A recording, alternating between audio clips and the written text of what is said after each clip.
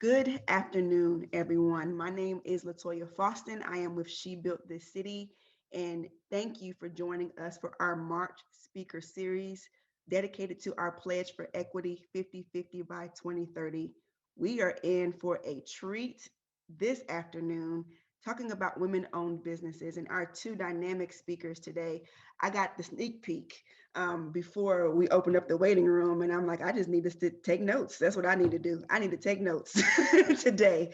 So I am just really excited about this conversation, what it means for our organization, what it means for the industry. And so I want to give a little bit of context of our pledge.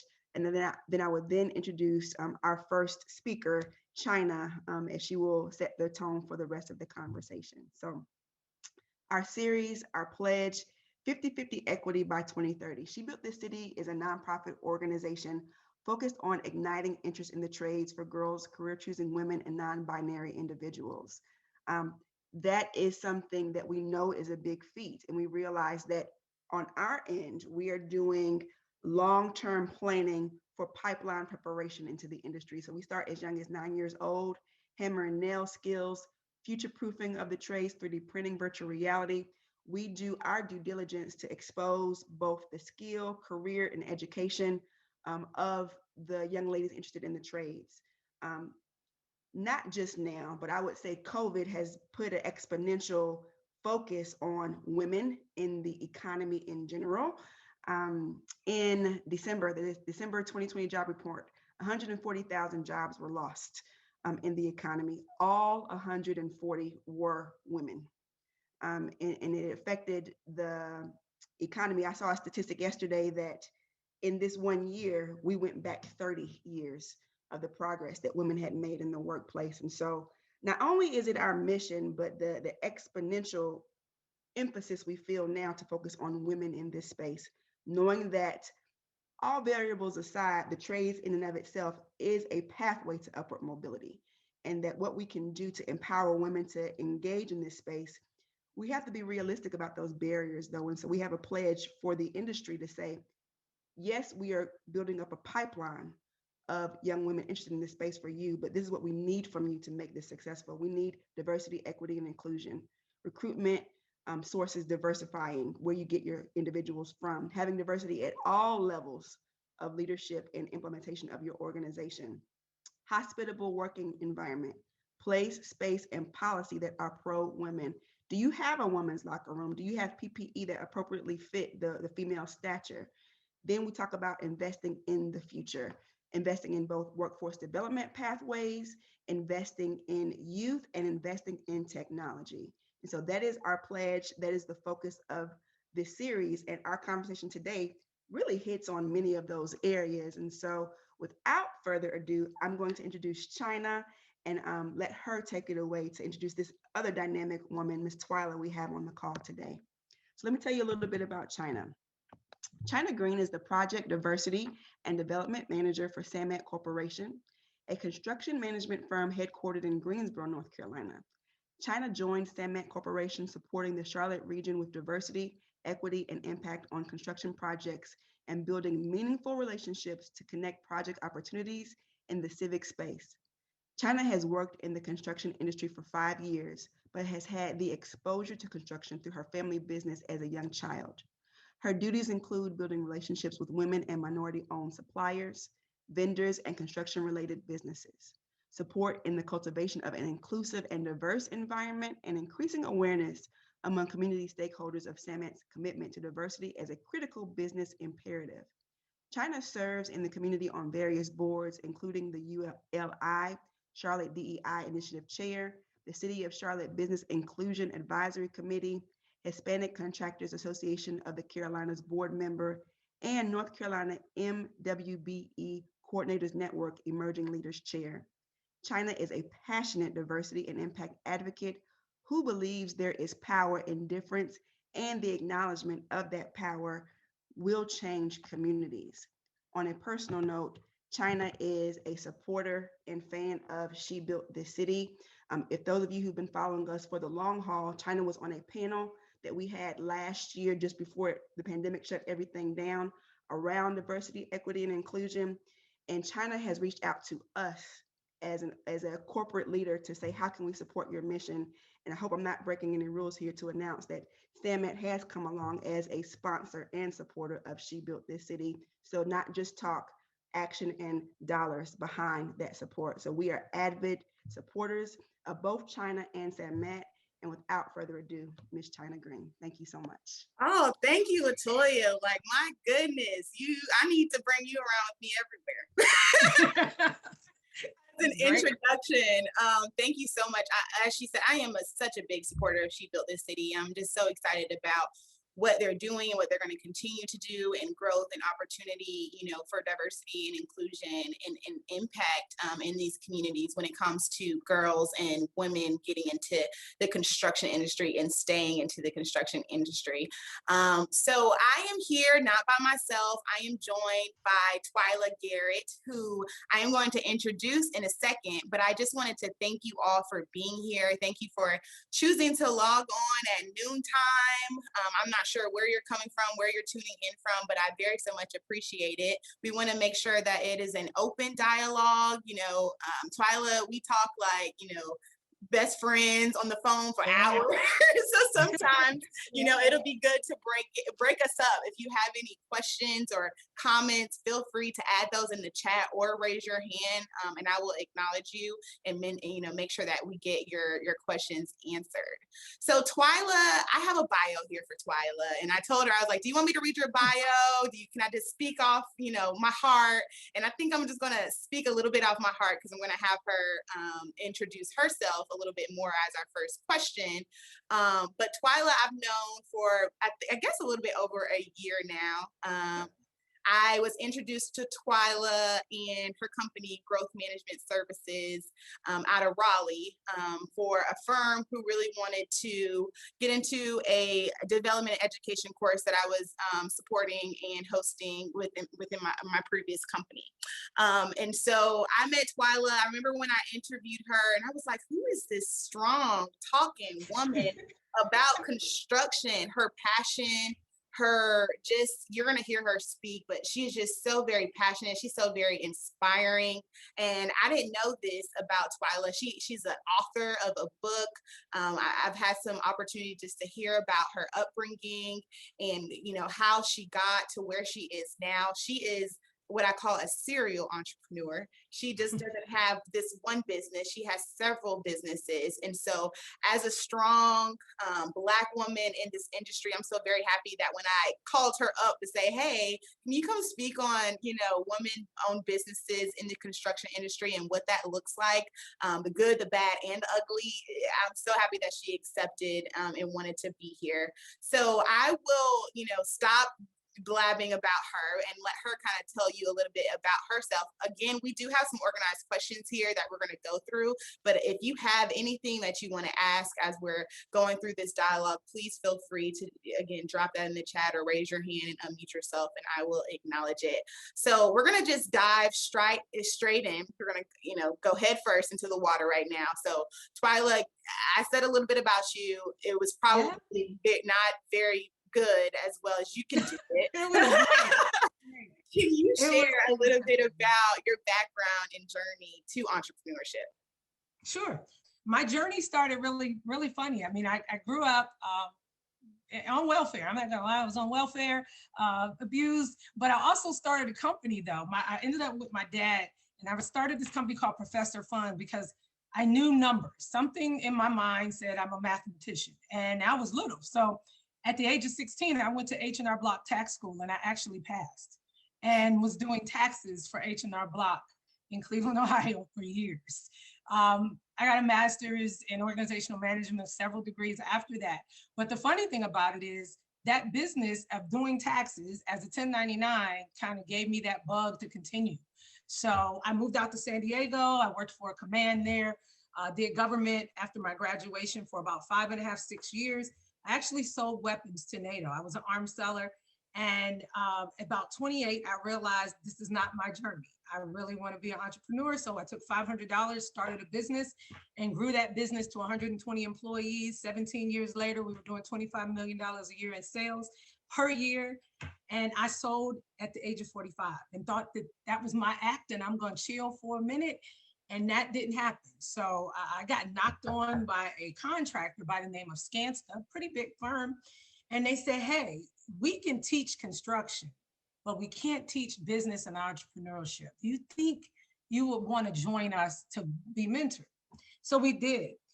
We opened up in Raleigh, and I'm so blessed to say this. We opened up in Raleigh in 2017 with zero revenue, zero. At the end of that year, we had about 300,000. We just ended 2020, which was a crazy year, as you all know. We ended 2020 at 2.7 million, and we have 9 million in the backlog right now. I got 57 employees. Some I want to pull my hair out with, but some I don't. But it's been a journey. But I'm going to tell you, the question I hear all the time is, why isn't there enough people that look like you, Twyla, in this business? And Chyna and I are going to delve into it, because I hear it all the time. Where are the Twylas? Well, if they had some common sense, they probably won't come into this industry right now, because it ain't for us. And so now you got me in here to have to do a little bit of butt kicking and a little screaming and hollering just to be heard. And you know, one of the things about being not only the triple threat, you know, you're a woman, you're a minority, then you're kind of intelligent at the same time, and then you're in an industry, it's a quadrifact. You're in an industry that really doesn't have our representation. And I think it's built by design. And you know, it's funny, because if I had to do my career all over again, I would have loved to have been an architect, because I actually love what I do. This is probably, I did some amazing things in my past, but this is the most amazing thing, where you can walk away from a building knowing that you've put your name in that building on that last beam of steel that hit, that last celebration moment. We did that. We were part of the dorms at Duke University, the Hollows. And when they lifted me up on the bucket and said, Twyla, sign your name on the beam that you helped build this building, I was floored. I was like, are you for real? Now, I had never even thought about being near Duke, but ever. So to be there and know that when they tear that building down, maybe 100 or so years from now, they have our mark on it. A Black woman and my Black staff actually helped build that building. So my journey in entrepreneurship, I had a homeland security business, I have a trucking company, I dabbled in some nightclubs and lounges, had one of the most successful lounges in Cleveland, 2020 Martini Cafe and Lounge. We held 500 people. LeBron James told me he was leaving, and I got the hell out of there too. So it was great. I opened up another one in Richmond, Virginia. So entrepreneurship is my key. And so if anyone on this chat or on this call is looking for entrepreneurship, would love to have some mentoring, please, you know, I'm going to give you my information at the end. Reach out, because I would love to interact. No, that is amazing. I told you she's super great. I mean, so established and so experienced. So I want to kind of dive into construction. You just talked about one of the things that I love talking about, and that's knowing that building is going up. It may take a year, it may take 2 years. Hell, I've been on projects that was like 4 years. Yes. But when that building is finally done, you look at it and say, wow, I had some part in this structure. Exactly. That's going to serve a community, that's going to do something, whether it be a school or whether that be, you know, an airport or whatever the case may be. You had some part to play in that. So that's so interesting that you kind of brought that to life. So that's really what I wanted to ask you kind of next. What did you expect when you got into the construction industry? Like, well, damn sure is not what I got. I can tell you. So, I thought about all this grand and grandeur. So I had a wardrobe that was phenomenal.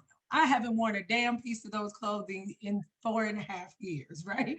So it is so funny, because I never would wear jeans. I never would even think about a hard hat, but it is so inspiring and liberating knowing that my closet is probably totally dysfunctional now and I need to go and invest. But what I really thought most of all, that I would see, you know, first I didn't realize that construction sites have probably almost 300 people building a building at any given time, depending on how large it is. The Duke project, we had 455 people at its peak. And it takes a village. It's kind of one of those things where building is so fulfilling, but only if you're represented. And so one of the biggest things that I found was the void of us. Mm-hmm. And that not just the void of us, but the role that they gave us. And when I say us, I mean minority, brown, Black contractors. It was so obviously non, well, it was biased. I mean, it was just racially biased. And I wasn't expecting that. You know, I came out of the DC market where, you know, you have a little bit of everything. It's like the United Nations. Everybody is living together, right? I came to North Carolina. It was a whole nother ball game. And people constantly hit me in the ear saying, Twyla, you in the South. I said, yeah, I see these Confederate flags flying and it's a little crazy down here. I didn't come from this. But my background in Cleveland, Ohio, we grew up with the KKK and the Klan. So it was kind of one of those things. It's like, wait a minute, now I thought we got rid of a little bit of this. I mean, it was kind of suppressed, but what I saw on the job sites kind of mirrored some of this. And that's what I thought was really sad. You know, I got not only an eye-opening experience of how beautiful it could be to build a building, but I got also that feeling of being demoralized and put underneath the concrete that we were just putting up. And so it was a lot of reconciliation between my feelings of being, why aren't we in construction doing concrete, masonry? Why aren't we doing XYZ?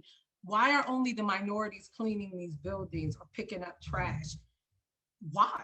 And I had to start asking these questions. I could not be who I am as an entrepreneur and as a woman and as a Black woman without having to have this dialogue with some of these GCs. And it was a very uncomfortable dialogue. And this is prior to any Floyd or any Black Lives Matter movement. This was 2018, 2019, 2020. And then when Black Lives Matter movement hit, then all hell broke loose. Everybody wanted to call Twyla about Twyla. What do you think we should do? And it's like, I don't need you to do it just for the moment. I need you to do it to make a difference, period, because this is what it should be. So construction is interesting, but it is very fulfilling if you get on the right side. I created my side. And we'll talk about the licenses and things that I hold, but I quickly said, I'm not gonna stay in this path of cleaning your building. I'm gonna go build my own damn building. And we did. Yeah. And we're doing it now. Yeah, absolutely. And we'll definitely get there, but thanks for sharing kind of what that experience looked like for you. And there has been some change or support and change to make sure that women-owned businesses, minority-owned businesses are getting a seat at that table and getting opportunities to contracts and opportunities to work on these job sites. And so I think that's what I want to talk a little bit about next, certifications. So we know that if you're here in the state of North Carolina, there's the historically underutilized business certification through the state hub office. Depending on what entity or city or county that you sit in, there's specific certifications that you can get. For example, the city of Charlotte Business Inclusion has a certification that you can go through where they designate you as minority, a MBE, a women-owned business, a WBE, or a SBE, a small business enterprise. And you can definitely look that up on their webpage to see what those specific requirements are to get those certifications. But these programs are supposed to create opportunity, and new contractors come in, they get told, if you're a woman, make sure you go get the certification because you can count toward this goal. If you're a minority, go get this certification. Latino, if you're Black, go get this certification because, you know, we'll hire you now, you know, depending on what that looks like. And so I want to hear from you kind of what benefits are you seeing from being a certified women-owned business and a minority-owned business, since you fit in kind of two of those categories? Right. Well, we are, I think you also need to make sure that you got licenses. So not just having these certifications, but also making sure that you can do the work by being licensed. Because you can have all the certifications in the world, but can get no work because you are not licensed to do such. So in North Carolina, I am licensed as a general contractor, meaning that I can build a building, both residential and non-residential, commercial. But I also am Hub certified, I'm NMSDC certified, I'm woman-owned small business certified through another channel. I'm SWAM certified in Virginia. And what those do for you is it gives you some opportunity and advantages in order to make sure that you might be not necessarily out, you know, picked out of the bucket. You know, you got to come with competencies, but it helps you stand out a little bit more when they're comparing you to a non hub, and especially in North Carolina, when requirements for public work, mandate a certain size of business to small businesses. It also gives you a marketing tool for those businesses that you cannot be right now. So for example, we could not be a huge concrete company. So we just don't have that capacity. We're growing, but we couldn't do that. But being a minority and being a hub certified company, we were able to then market to those big firms that were getting the $10 million contracts, the $12 million contracts, and saying, hey, we know you just won XYZ. You need a minority partner to get that percentage up to 15%. How about GMS helping? And how about we get 5 of that 15% that you have to come up to? So it gives you kind of a calling card that you can use. But regardless of what calling card you use, the thing that I will say, come qualified. Make sure that you can come qualified. Because what I've seen so many times is we don't necessarily come correct, and they dismiss us before we get to the table. And I say that because I just had a meeting, and I was telling Chyna this earlier, with another firm yesterday. And I don't think they were expecting a slide deck, a portfolio of all of our projects, the pictures, the staffing, my org chart, my security stuff. And they were floored. And they were like, well, okay, well, we need to do something with you. So it's really how you also present yourself and come correct to make sure you're there. You can't just show up and say, hey, I'm a minority, I'm Black, give me work. Yeah. I ain't never seen that. It's not gonna happen. And I know a lot of people say, hey, I want to get that government grant so I can start a business. I ain't never in my 29 years of business seen nobody do a business off of a government grant that they just got handed to them. So whatever you're going to do from an entrepreneurship, you definitely got to make sure you're bringing your best game. And for me, I tell Chyna this all the time, if the level is 100%, I got to bring 150 to be recognized. And that's just the bottom line. Unfortunately, it is sad that we have to, do over and above just to be even. But here's the thing, after you get to the table, then now you're at 100. So you now control the room just like everybody else, and you got to get there first. So, bring your A+ game and then be ready to rock and roll when you get to the table. So the certifications definitely can help. Use them as calling cards, but also use them as discriminatory too, because there's some things that I won't bid at all. Even they call me all the time to bid because they want us to use that cert, but I won't. And then the one other certification I thought was very helpful, and it gives you a Dve certification. Look at the airports. The airports have some great programs, amazing programs that you can be certified. We're certified in the concessions program as a DBE.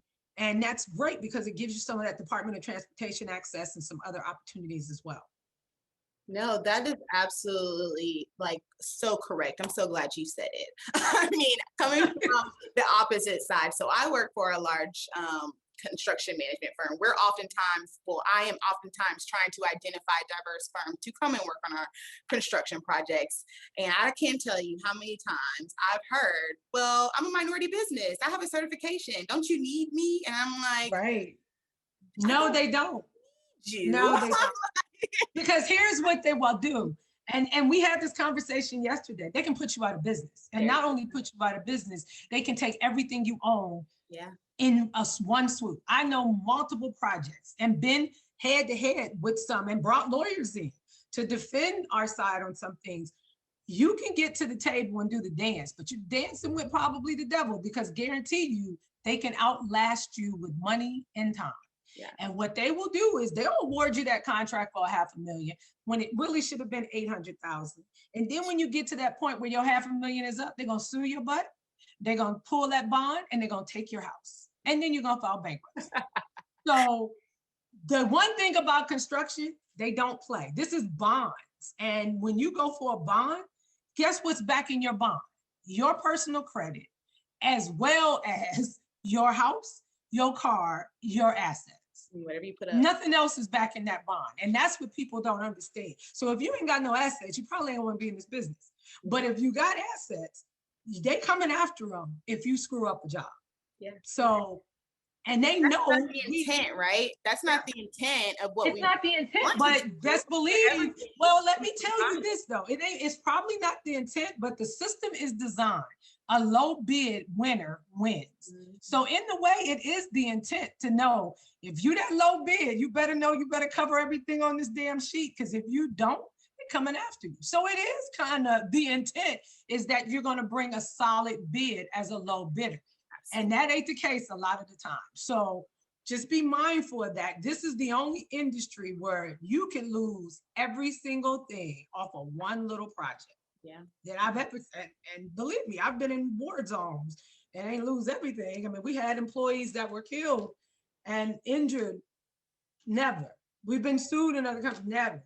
This industry presents itself very differently because you are protecting and bonding, not just you, Twyla Garrett, but every 57 employees behind me. So if I got some numb nuts, guess what? I'm bonding them too. And so you got to kind of scrub your employee profile every now and then to make sure that the people who are representing you on these projects that are bonded are solid people, because just one incident can create and wreak havoc. Yeah, absolutely. Gosh, we told you we were going to talk about the good, the bad, and the ugly, and that going out of business because you were unprepared and didn't know what you were getting yourself out to. That's a part of the ugly side when it comes to construction. I wanted to hit on certifications a little bit more. I kind of gave a blanket, and I see some folks in the chat who are with entities that do certify or have certifications that are offered. And I want to say that depending on what services that you provide, know who those target clients are for you. Yeah. Because you don't want to get a certification that they won't take. So Twyla said you're certified with the National Minority Supplier Development Council. Well, if you're trying to do City of Charlotte work, they're not taking that certification. That's now, correct. If you're trying to do work with Mercedes-Benz or Home Depot or Delta Airlines, they'll take that NMSDC cert. But if you're trying to work at RDU or you're trying to work within a public entity, know kind of what certification that they are requiring of you to have, because you don't want to go out, spend money, because that's correct. Certification costs money. So that's correct. And it's yearly money. It's yearly money with probably no work. Yes, exactly. So know where you want to target to get that certification, knowing who your clients are, knowing what your options are. And also know that these certifications, the quickest one I've ever seen is the hub certification. But some of these other certifications, Lord have mercy. I mean, it took us a year and 2 months to get SWAM certified. Yeah. And then they told me that I wasn't Black. So my birth certificate didn't have my ethnicity on it. It was crazy. Yeah. So I can tell you a lot of these can take a little bit more time. Chyna's absolutely right. NMSDC, it's a $500 a year fee just to remain certified and just to go through the process every year. We did that one because we are doing work in Dallas, and Dallas is a big proponent of that cert. And so we got it here and then used the reciprocal agreement to do it in Dallas. And so those help out, but definitely, and focus. Here's the big thing. I think the one thing that trips every entrepreneur up and the people that I mentor, don't look at my life and say, Twyla, you managing multiple. Well, Twyla got this kind of down now. I can put a business on autopilot. And truly, but when I started my first company, I was in that company busting my butt solely on that company for 12 years before I then could put it on autopilot and go do my other little things.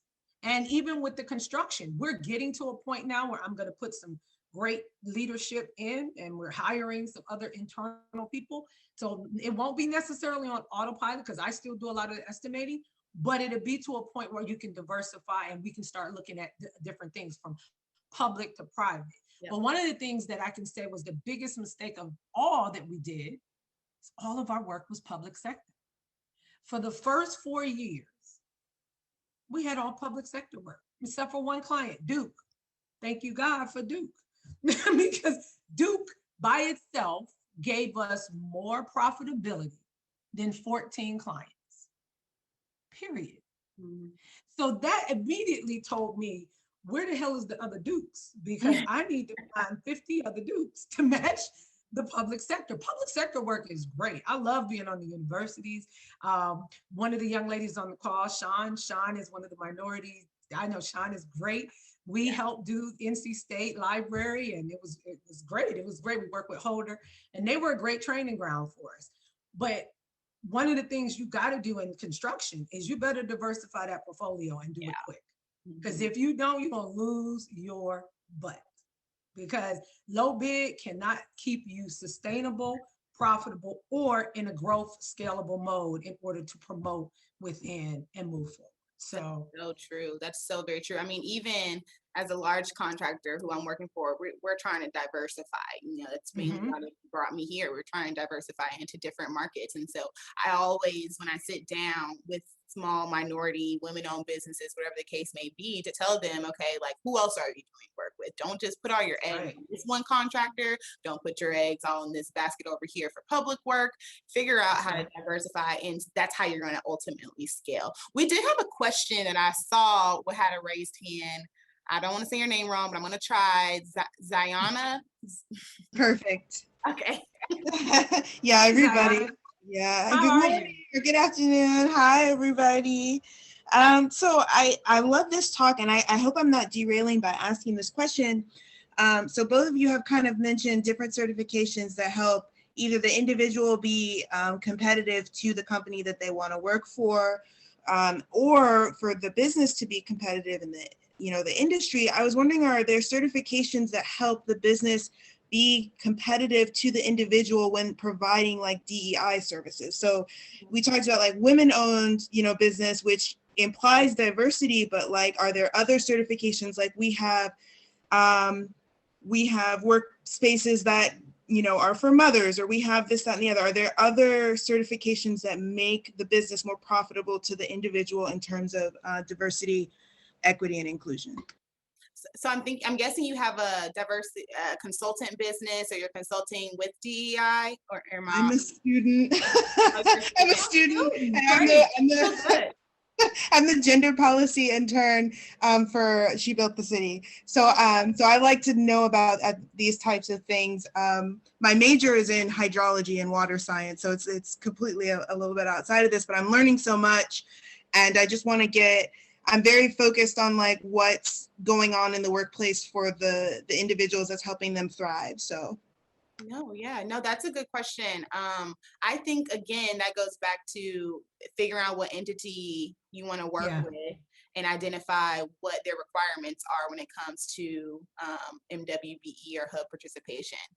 So identify with that organization. I can say like City of Charlotte or some of the surrounding counties here out of Mecklenburg, they require they don't require a certification, but I have a few friends that do DEI consulting that have gotten a City of Charlotte certification or a hub certification, because if it's with the public sector, they more than likely have a goal or aspirational goal or requirement. Absolutely. Professional service. Yeah, and I would echo that too. You just need to figure out if you're going to do more private work, and even with certifications, also keeping yourself certified. And when I say that, I think a lot of times business owners forget to keep themselves up to date. And you have to go back. I go back to school all the time. I mean, and I have multiple degrees, but I also make sure, like right now I'm doing lead certifying. I'm taking the class. I've taken the classes for my equipment operations, and people go, Twyla, you can operate a lift in the law. Yeah, because if I own one of these suckers, I want to be able to get it if somebody trying to steal it, or I don't want to be stuck. I don't want to be stuck and I don't have a person to operate it. It was that situation where we didn't have an operator in Western Carolina University, and I just so happened to be on the site that day, and a surveyor needed to get around a building. And the client looked at me and was like, Twyla, is anybody here can operate this boom? I said, yeah, I can. And they looked at me like I was crazy. So I go to my truck, I put my PPE on, I strap myself in a harness, and then I have a guy who's a surveyor who's afraid of heights, which is terrible, and gets in a bucket with me to go around this building. And when I got off the site, I sent him a bill. I actually billed the client. I was like, oh no, I don't think you're getting this for free. So it's one of those things where I say, not just look at certifications for your company, but if you're going to be the leader of that company, you got to set the example of what that means to be engaged. And so my team knows if I'm on site, I can do carpentry, I can put toe rails and guardrails and toe boards, and they're like, Twyla's cutting. Yeah. You gotta, and that's the one thing I say in construction, other than my other company that I own, really to be a construction person, you gotta be in it. And the problem with a lot of trades is that they're great tradespeople, they're terrible business people, and they try to be both.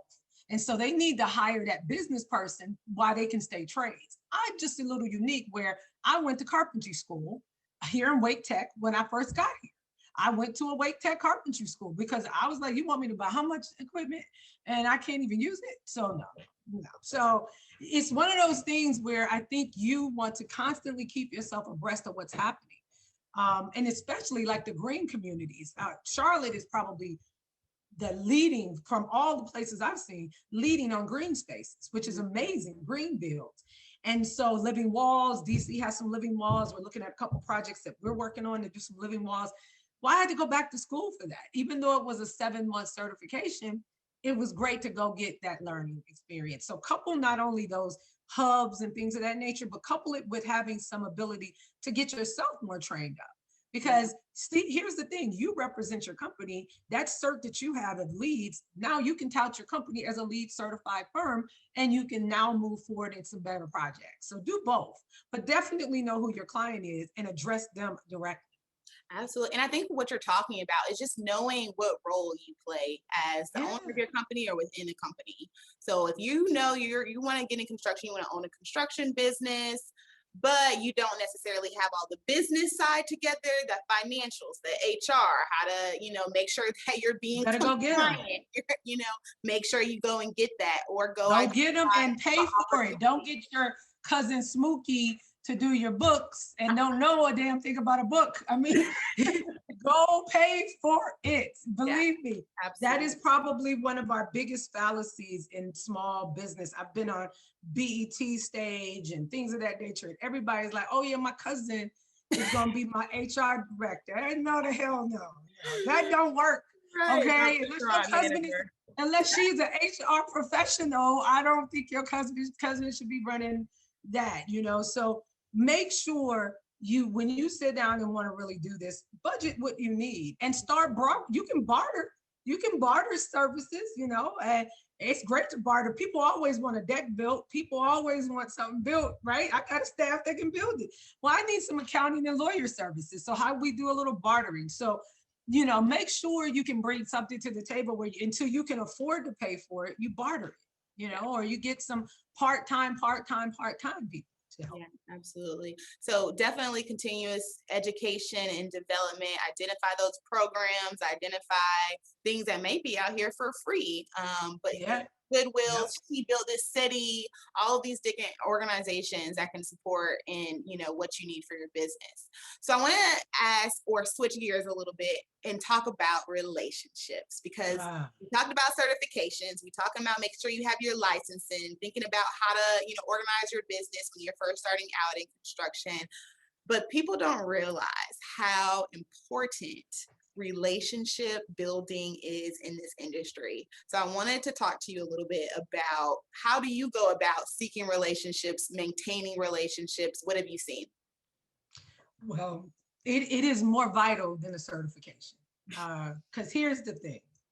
I've gotten work without even having to use a certification because of a relationship. And that's just the bottom line. You have to be able to be equally yoked with whoever you're going to deal with, and especially in this industry. But a lot of times it's cracking that nut and getting in, right? They don't know who Twyla Garrett is or GMS is until we got to show up and stand up. And like I said before, you got to bring that 150. So, the way I develop relationships, I do my pre-quals. But when I also do my pre-quals, our win rate last year was pretty phenomenal. Our win rate this year, not so much because we started to curtail back on who we were going to bid. One of the things you're going to realize, there's some relationships you don't want to have anymore in construction. And a lot of people just don't let go. And got to know when to say, I'm not doing that. I've been burnt once, you're not getting me again. So when I do my pre-quals and say we put in a bid for a project, if we lose, the way I start developing relationship is that I demand for a debrief. And what that does now is put me in front of the people who I just lost to or lost the bid for. So I hope to then leave that impression that, wow, maybe we should have picked them. I wish their price was a little lower so they could have got in the door. So when that next bid comes, they might give me not necessarily a way to sharpen a pencil, but they're looking out for our bid a little bit to see, okay, she's getting closer. That means she's starting to move a little closer. So build those relationships. And then I also have like a yearly roundtable. And what I do in that yearly roundtable is myself and Melissa's my back office staff. Melissa and I will literally call every one of our direct clients and just do that check-in at the end of the year that says, tell me how we did. Good, bad, and ugly. And they'll be like, oh, Twyla, this was great. Or man, you had some fools out here. I'm like, yeah, we did. Yeah, we had. So here's our mistakes. Let's talk about how we can correct those mistakes in the future. One thing Chyna said before is that these projects are not, especially public projects, they can go on for years and years. That was one of the things that surprised the hell out of me. I'm like, we still doing this? Oh, we were done. The steps is open. The building look great. We still in this thing? And they're like, yeah, we haven't gotten CO yet. Oh my God. So with that being said, the one thing that you want to do is start making sure you get a chance to talk to that GC.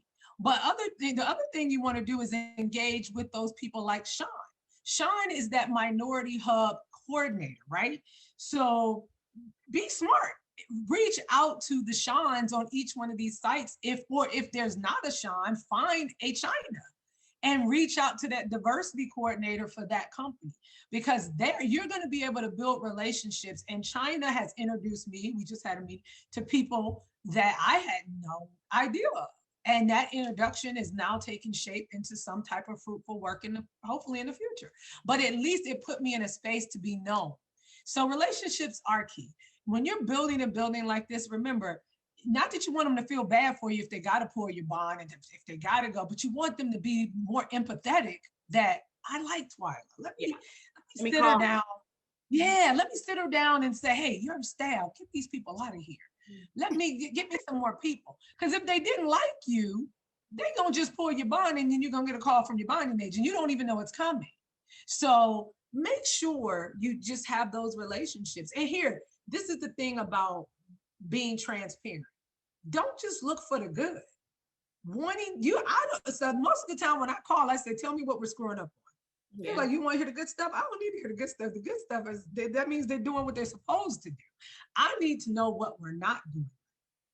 And that's what I need to start mitigating and fixing. So engagement is key.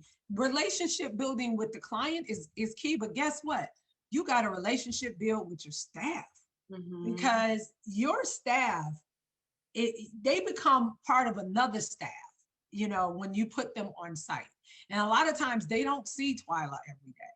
So we do something called lunchbox safety talks that we do. Well, every month I chime in and teach one of those so they know who I am. And it's so funny that every time I do one, I get a list of texts about, hey, Twyla, it was good to see you. Can you give me some more such and such? Can I get more of this? More dialogue comes from those little lunchbox talks that I get out and do. And I can get the pulse of what's happening on the field. And the only way you're going to grow is to have people over you. This ain't an internet business. So you need people to build your ship and to sail that ship and to make it grow and scale. So you got to be engaged on both sides, but relationships by far are the key. Yeah, that by far. So I definitely agree. I see some questions here in the chat, but I wanted to put one more point there with relationships is it's all about value that you can bring to the table. That's right. You better bring something. I like Twyla as much as she likes me, and we can hee on the phone and talk about different things. Twyla gonna want something to contact. I need something from Twyla.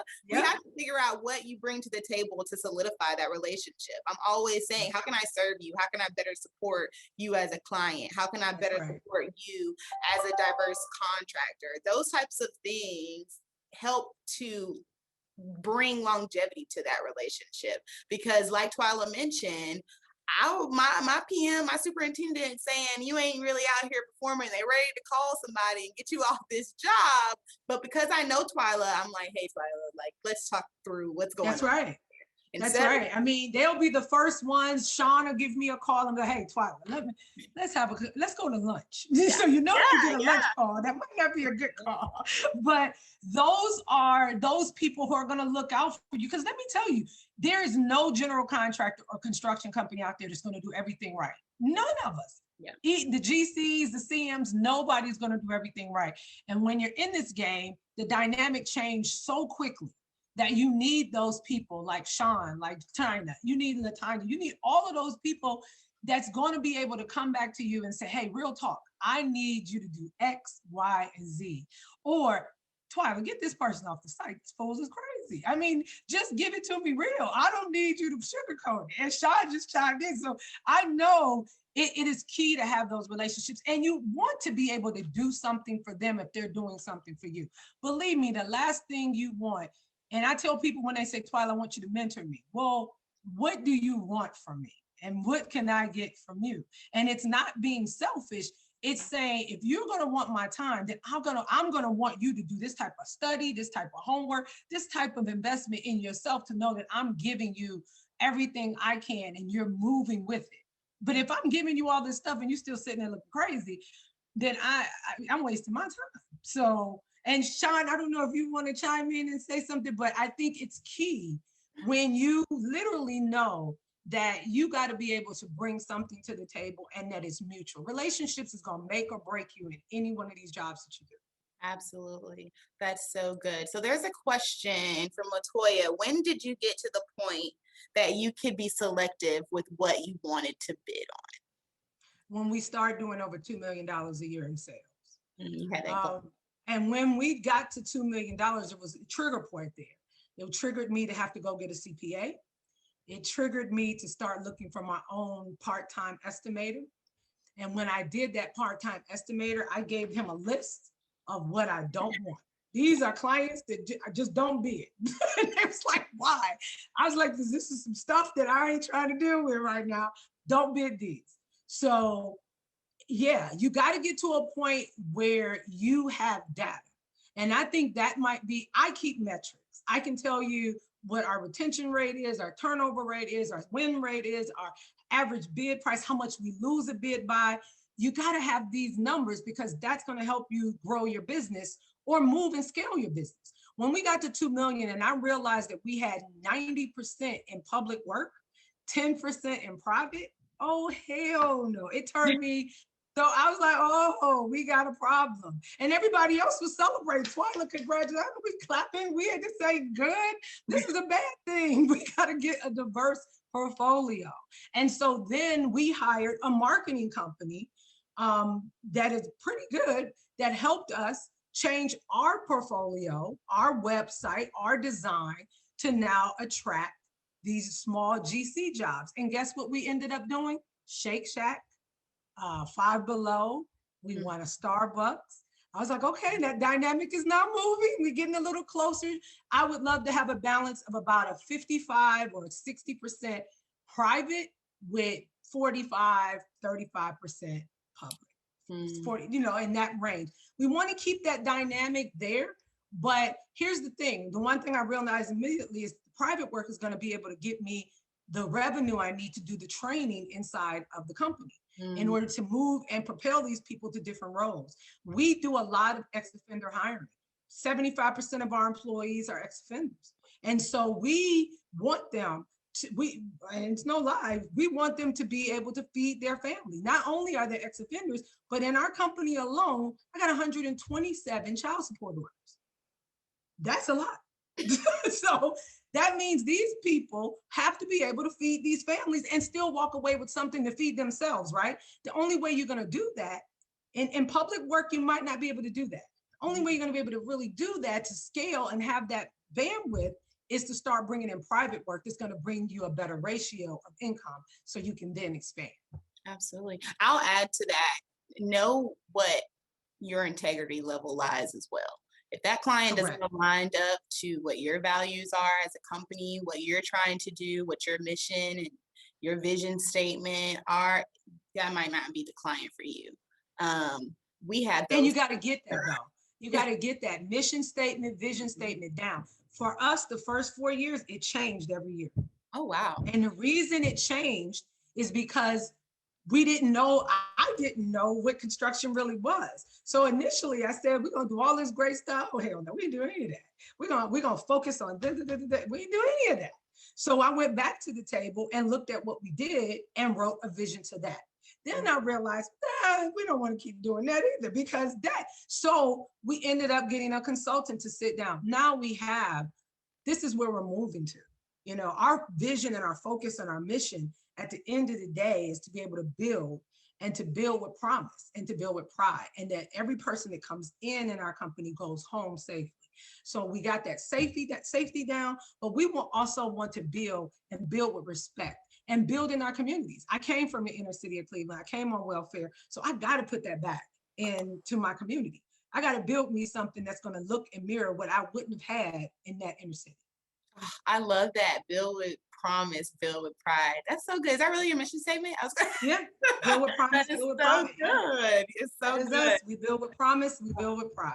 Yeah, that's definitely what you build your company on, what that mission and vision that you have for your business looks like. So last question, and then we'll go open up the floor to additional questions that you may have. Let's talk about the next generation of women entrepreneurs and or construction professionals. You kind of gave some tips and tricks throughout our conversation today, but can you target or highlight some specific pieces of advice that you would give them kind of going forward? Absolutely.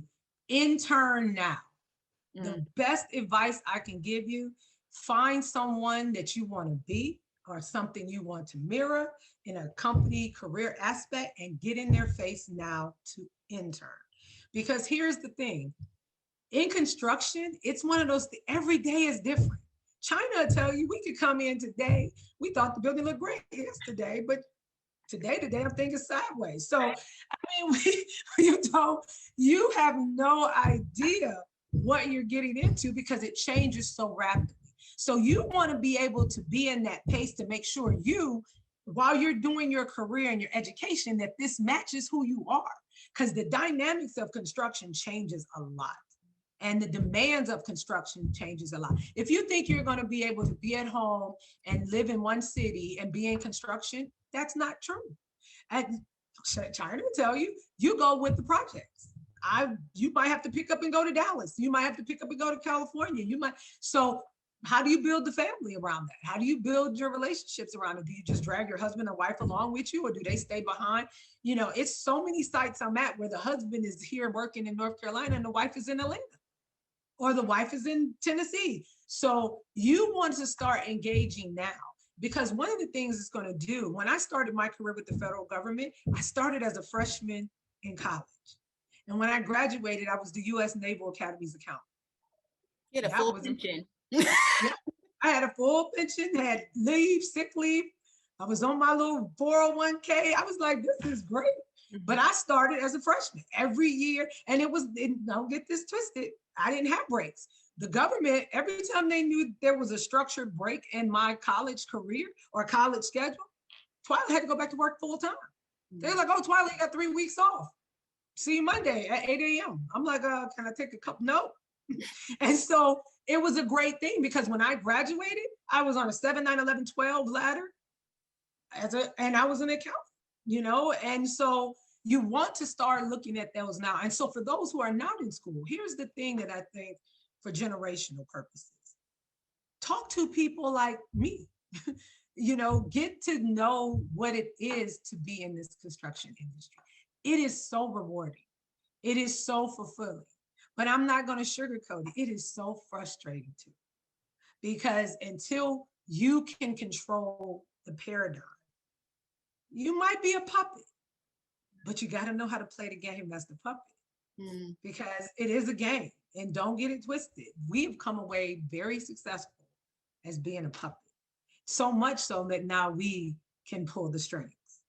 And so until you can get to that point, you got to be able to understand where you're at, and you got to be able to read the dynamics of the room, the company you're working for, the project you're working on, and get to know the owners. A lot of times the GCs say, oh, don't talk to the owner. Oh, yeah, you do. You want some relationships. Yeah, you do. Because guess what? Sean and all of those other owners and those, they got small projects that you can be working on right now. They got little things that you could go be building or flipping up some rooms and painting and doing some other work. So yeah, you want to know the owner. Don't get, oh, I can't talk to him. Duke, they told me not to talk. I was talking to the president of Duke. The house was right down the road.